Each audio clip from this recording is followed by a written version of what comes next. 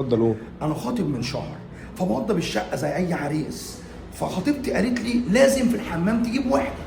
ورحت نازل امبارح، وحده وحده وحده وحده. قالوا لي لا، وحده دي يعني حوض طالما بتوضب. قلت لهم ماشي، طب اعمل ايه؟ اجيبها منين؟ هنا فين طيب قوميه وحده؟ قالوا لي لا يا ابني، في معرض اسمه السلام في الخلفاوي في شبرا مصر، انزل عليه. فانا جيت زي ما هم وصفوا لي. ايه الوحده دي؟ الواحده دي قدامك اهي. دي فين الواحدة. يعني؟ هي دي الواحده. هي دي؟ ايوه هي طب ما ده حوض. ما دي اللي مسمينها دي واحده. يعني دلوقتي بقى اسمها وحده. ايوه اسمها طب واحده. ايه اللخبطه دي؟ طب هي كانت قايله لي اسمه بروديوم حاجه زي كده. ايوه دي اعلى خامه دي. اعلى خامه. اعلى خامه ضد الميه وضد كل حاجه. ضد الميه؟ يعني انا لو حطيت الخشب ده كده في الميه او نزل عليه ميه ما يحصلوش حاجه؟ ما يحصلوش حاجه بعد 10 سنين معاك ضمان. ضمان كمان؟ يعني في ضمان 10 سنين؟ معاك ضمان 10 سنين. اي حاجه تحصل فيه بتاعتها. طب والله انتوا ناس محترمه قوي.